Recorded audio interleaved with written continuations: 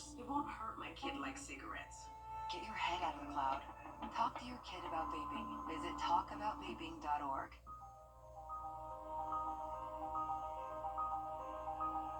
Your safety comes first with the First Alert Radar Network. First just got faster. Parker's Kitchen is proud to partner with Wounded Warrior Project to help empower veterans and their families. When you round up at Parker's, we'll make sure to match 25% of your donation to support local veterans.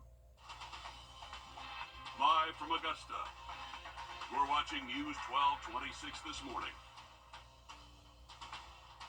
A peek ahead into your morning. Columbia County has made their decision on the homestead exemption, and it's the last weekend for the Wizard of Oz by the Augusta players. We'll have all that and more in just a moment, but first, here's a live look at downtown Augusta this morning, and actually, it felt like a pretty good morning this morning. Good morning, I'm Audrey Dickerber. We're so glad that you're joining us this morning, and Chris, man, I feel like you finally listened to me. I've been asking for this taste of spring for like weeks, and now it's here.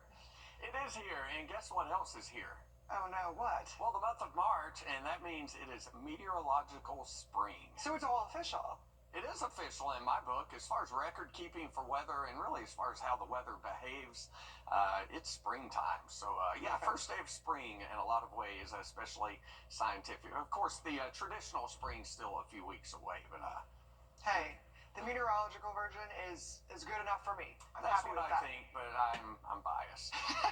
I'll be biased with you. It's okay. All right, let's take a look at your dog walk forecast. I think a little sugar here may be biased as well, wearing the sweater. May not need the sweater early on this morning. Temperatures only in the upper 40s and lower 50s around the area. We'll be into the mid 60s by 10 o'clock, mid 70s by 1 o'clock. There's a red flag warning in effect issued by the National Weather Service, so avoid any kind of burning activity today. Barbecue grills, even a bad idea with winds on the blustery side today and humidity down around 20% during the afternoon. Otherwise, a beautiful day out there today for sugar. Be sure to submit those weather and pet photos, and we'll feature those on the dog walk forecast. 49 degrees right now at Augusta Regional Airport. Wind from the west to southwest at 8. Humidity very, very low for this time of the day. The dew point temperature 33, the actual temperature 49. When those are very far apart like that, it tells you it is indeed very, very dry. Temperatures kind of all over the board this morning. So 39 degrees in Crawfordville, 52 in Aiken, 45 in Millen. So a big range of temperatures, but none of them all that cold for this time of the day and this time of the year. 54 currently, clear skies in Martinez. Meanwhile, not so far away at Fort Eisenhower, you're 10 degrees cooler at 44. Radar network is dry. We're not going to have any rain for the weekend or really for the next few days. Temperatures going from the 70s out there today into the 50s for high temperatures tomorrow. Dry for a few days, but we have put out the first alert for the possibility of stronger storms toward the middle of the week. We'll talk more about that in the full forecast coming up. Okay, great. Thanks, Chris. And we now know the fate of the Homestead Exemption Act in Columbia County and the city of Grovetown. Your Katie Payne went to the Columbia County Special Called Meeting as commissioners voted to opt out. She has more on how neighbors feel and what's next. Columbia County Commissioners unanimously voted to opt out of House Bill 5881. We spoke with Chairman Doug Duncan about what this means for the future of Columbia County and more specifically what this means for homeowners. Come up with our own homestead floating exemption to have in place for this tax year. Some people weren't happy about the decision. You had a solution here that you could adopt. This was not a good solution. The problem is you don't want to give up power. Doug Duncan is the Columbia County chairman. He says it wasn't an easy decision. We just really had a deep dive. How's it going to impact Columbia County in 20 years? Not what's somebody going to feel in the next 30 days. Duncan says the main thing is how this affects the county long term. We'd be in for 50 years. Who knows what'll change in the legislature before the end of this session and even next year. And he says it matters who has control. We prefer to have the local control instead of state control. He says the public meetings have been helpful. We actually had a resident come to our second hearing. He talked about Proposition 13 in California. And basically this bill comes very close to mirroring that. It capped the property values, I believe, at 2%. Duncan says the outcome in California is what they're trying to avoid for Columbia County homeowners. You had someone maybe with a $200,000 home in Palisades, which is now burned, and that property value just stayed the same all these years. And basically what it did was transfer the increased cost, one, that the state had to pay for local government, but then also the value of the homes went through the roof. So now a house that maybe you would buy in Montclair here in California, maybe $3 or $4 million, and Proposition 13 had a large part in that. And he says had they opted in, it could have affected key parts of the county. But if you remember, when the fires burned, the big outcry was the fire department was not funded. Well, that's part of the local taxes. That property tax funds the fire department. So they didn't have the money to fund their fire department. They couldn't stop the fire. And Duncan says they plan to have their own floating homestead exemption in place by the time tax bills go out this year, which would be May. In the 911 call is shedding new light on what happened when a man in Burke County was shot and killed last weekend. 30-year-old Sullivan Osborne was killed when a gun fired, hitting him in the chest. 25-year-old Hannah Cobb has been charged with involuntary manslaughter. The audio quality of the call is very poor, but Cobb told dispatch she was either cleaning, clearing, or checking her gun when it went off.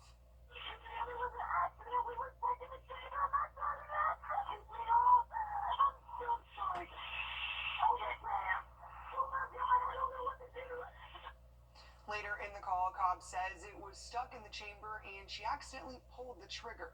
This is something that contradicts what Burke County Sheriff Alfonso Williams said in a press conference this week on this case. He told us there was no information about a person cleaning a gun before the incident. You can hear the full 911 call on our website, WRDW.com. And Augusta commissioners discussed how a plan to beautify Augusta could impact businesses. This is part of a multi-phase construction project which involves Millage Road, 15th Street, and Broad Street. The plans include improving parking and overall updating to the area, which hasn't seen much improvements in decades. But in the years it will take to complete this project, businesses worry about how it will impact them. In your city government reporter, Cindy Hood says that most importantly, businesses want to make sure their voices are being heard. And these businesses want to be a part of the improvements downtown. And if you'll notice one thing about these business owners, there's a lot of passion with them. They're passionate about serving the community, and it's that passion that's driving them to come out and make their voices heard. Inside New Moon Cafe, where process grinds. If you have ever been in this cafe when it's buzzing and it's full of locals and some tourists, everybody's just loving downtown and having a great day, that is the absolute best work environment that you could ever ask for. Working in downtown Augusta, we're here to serve the community. It's what we do since 2006. It's what gets us up at 4 in the morning every day. They've survived a pandemic, a hurricane. So the notion of more business disruptions in 2025 is a little unsettling. On behalf of many downtown businesses, I mean, I'm at least happy that there's communication and that our concerns are being recognized. Penelope Ballas Stewart with Luigi's brought her concerns to those in charge. Until I can see revised plans, I know they had added some parking back in, but like I think the consensus among everybody is that a net parking loss on Broad Street is still a loss. And we can't afford for to lose any spaces. Building the future is not easy. So I just think they need to think long and hard about, are we going to discourage places from opening when you remove parking from Broad Street? But in the end, no matter what challenges come up, we want what's best, just like I know the commission wants what's best. I just think we just need to work together to come to a consensus. Now, today was just a conversation at the committee level, but the administrator was tasked to work with all the departments involved in these downtown improvements to come back to the commission in 30 days with some possible solutions to hopefully ease the minds of some of these business owners that have come forward and made their voices heard and voiced their concerns about all of this. And also with the unhealthy air quality in the CSRA, officials say fires and smoke are common in the area around this time of year. But officials also say the controlled fires going on right now are an overall positive for the area, even though they impact the air quality. Your first alert, Chief Meteorologist Riley Hale has more. Control burning prescribed fires, again, probably one of the best management tools we have in the wildlife and forestry industry. Travis Sumner is a certified prescribed fire manager with the South Carolina Wildlife Partnership. Today he's helping a landowner with a controlled burn. Sumner says this time of year is perfect for getting these burns done. Well, one, the trees are dormant, and a lot of times we're trying not to do any damage to the trees. The second part is we're trying to control unwanted hardwood growth. From a timber standpoint that would compete with timber. From a wildlife standpoint, what we're doing is getting rid of the trash, the litter, the unwanted trees to promote grasses and forbs, which would be beneficial to all types of wildlife. Before they start the burn, they check the weather, making sure they have a good mixing height, dispersion index, wind direction, humidity, and many other weather variables to know where smoke will go. It shows us what the smoke will do during the day, and then it's going to show us what it does during the nighttime, so we kind of dictate how long we're burning during the day to give that smoke time to get up and get out and disperse and be gone. Sumner says this is a very busy time of year for burning, and it may be more busy this year due to weather. We would have started back in January or February, of course, with a lot of rainfall. It's kind of hampered it, and you start to see the end of February and into what I call the Ides of March. Everybody is trying to burn on good burning days. Both the Georgia and South Carolina Forestry Commissions hold certified fire manager training courses throughout the year.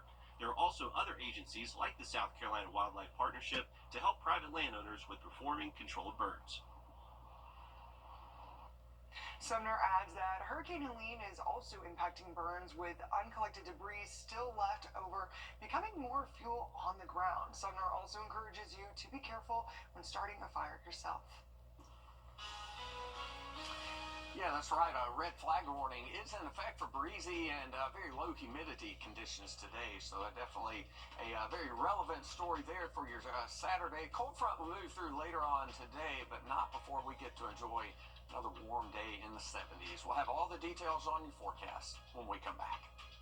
And looking for something to do? Well, here's a few events to check out. We'll be right back.